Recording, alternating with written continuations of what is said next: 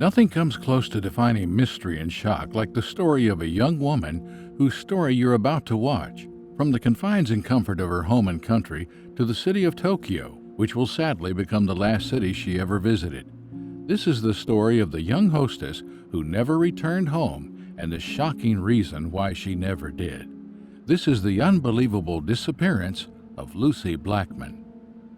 Who was Lucie Blackman? How did she end up in Tokyo?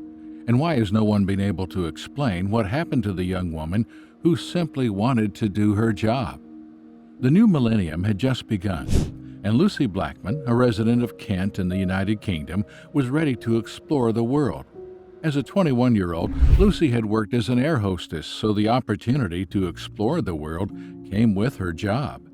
For some strange reason, her mother, Jane Steer, had a foreboding feeling about this particular trip to Asia. She sensed that something dark was lurking. However, Lucie assured her that she could take care of herself and didn't want her mother fretting over her.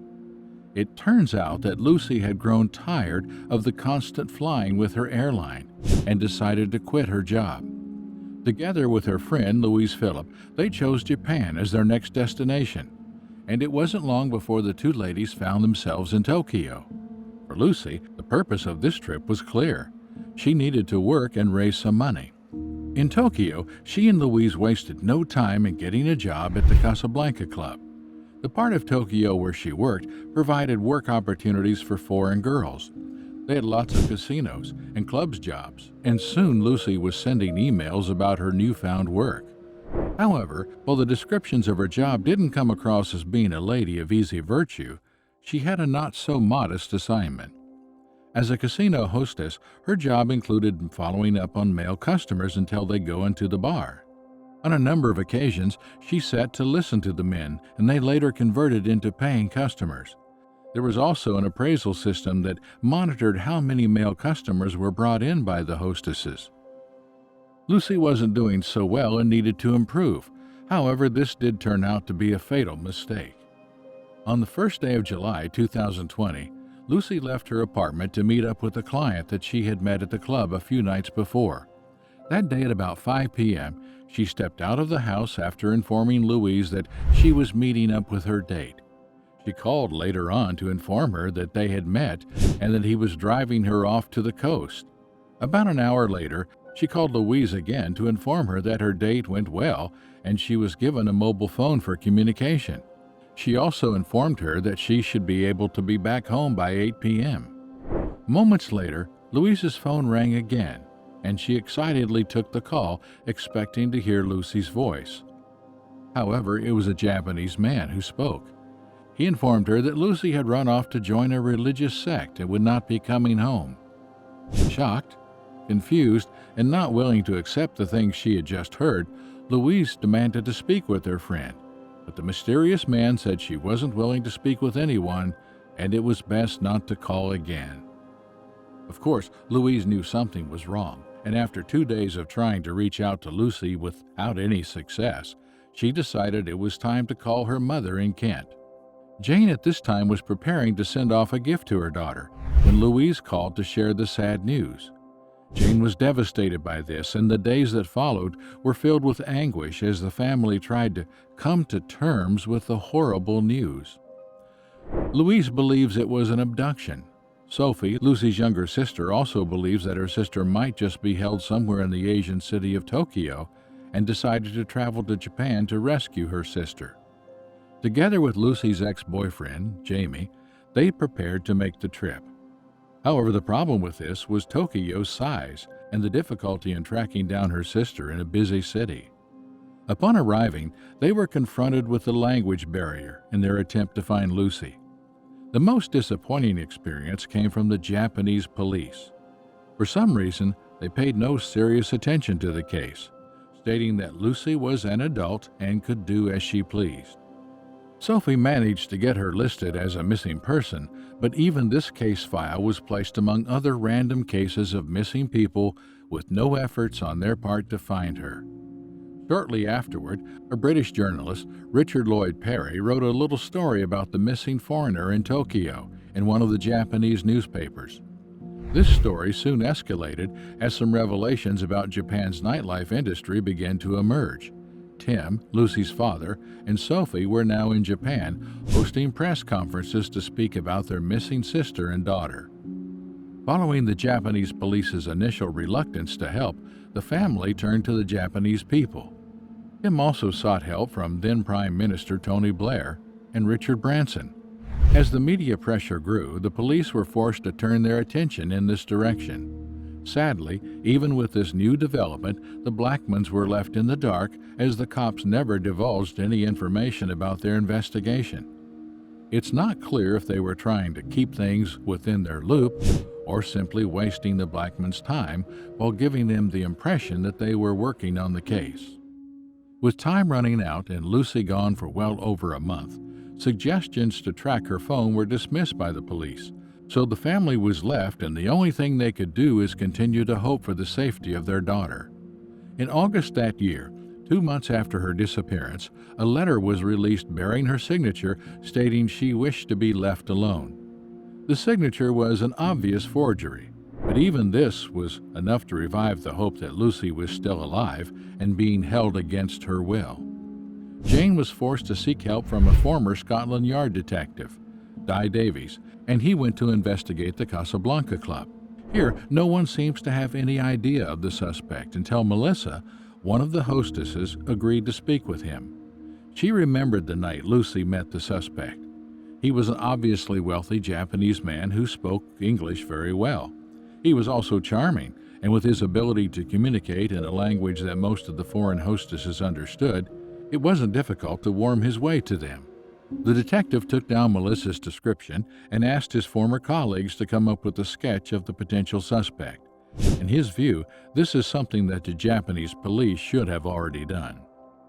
As news and pictures of the sketch photograph of the victim spread, a number of other girls came forward to speak about their ordeal at the hands of this man.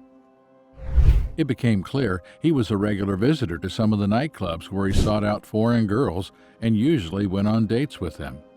A number of these girls were usually exploited and violated, while others were drugged after spending time with him. Davies turned the picture and all forms of evidence over to the Japanese authorities, and in October a suspect by the name of Joji Obara was arrested. He was a 48-year-old playboy who visited lots of bars and clubs. There he picked up foreign girls and returned with them to his luxurious apartment. He had a habit of showering them with gifts, and as soon as they let their guards down, he drugged them and violated them. When the police raided his home, they found as many as 200 videotapes he had filmed himself violating lots of women. He was a predator who kept a low profile. His father migrated to Japan decades ago and became a successful real estate developer. With his wealth, he was able to send his son to school in the West, where he learned to speak English, an asset he used in committing his crimes. The police began to interrogate him, but he vowed he had never met Lucie or had anything to do with her. However, after 2 weeks in detention, he changed his story and decided to tell that he did meet Lucie, but only once.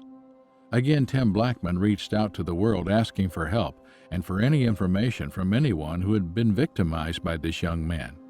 Surprisingly, a man from Australia, Robert Finnegan, came forward with some information that helped to build a stronger case against the Japanese suspect. He tells of his fiancée, who had worked as a hostess in Japan in 1992. Her name was Carita. She had aspirations of becoming an actress. One day after meeting a host, she returned sick and had to be taken to the hospital. She became unconscious and died several days later. Her demise was attributed to liver failure, but Robert never accepted that as the truth. With Tim's appeal, Robert told of his loss, which he believed was brought about by this Japanese offender. Thankfully, the police were able to link Carlita's demise to Jolie when she was found on one of his video recordings. Putting together what must have happened, it became clear that Carlita had gone on a date, and he had took her to one of his houses. Here he spiked her with drugs before violating her. He also used concentrated amounts of chloroform to keep her sedated. That is what led to her demise, as chloroform is fatal when used in large quantities. As the months went by, Lucie's family continued to hope, but the year ended without any new leads. In January 2001, police began to investigate one of the homes of the young man. A close-by beach became the center of their attention, and what they eventually found stunned the world. Buried in cement casings close to the beach were some parcels. As the police uncovered these items, they were confronted by a dismembered body, Lucie's. The Blackmans' hope of ever seeing their daughter alive was crushed. They received the terrible news of what had happened to their daughter. They had to go back to Japan to bring home her remains. Afterward, they officially filed charges against the young man. In Japan, many times criminal convictions happen quickly. The Japanese culture is largely built on transparency and honor, so it's not uncommon to find suspects confess to their crimes as soon as possible. This young man had now been charged with 9 cases of violating women and the obvious demise of Karita. He denied all charges, pleading not guilty. With this, a lengthy legal battle began, spanning 7 long years. In the midst of this, he came up with a strange offer. He began to persuade Lucie's family to accept a huge sum of money that came up to about £420,000. Lucie's mother, who had long divorced Tim Blackman and remarried, rejected the offer. She found it despicable. However, Tim accepted the funds, stating that it wouldn't make any difference to Lucie. After all, she wasn't coming back. In Japan, such money called condolence funds are not unusual. They are not compensation funds, but a way for accused persons to show support even though they are not guilty. This act by Tim caused a terrible divide between Jane and her ex-husband, even as justice crawled in the case. 7 years later, the family returned once more to hear the verdict. With overwhelming evidence from other victims, the family looked forward to his conviction. Shockingly, the news received from the British Embassy was devastating. He had been acquitted in all cases pertaining to Lucie Blackman.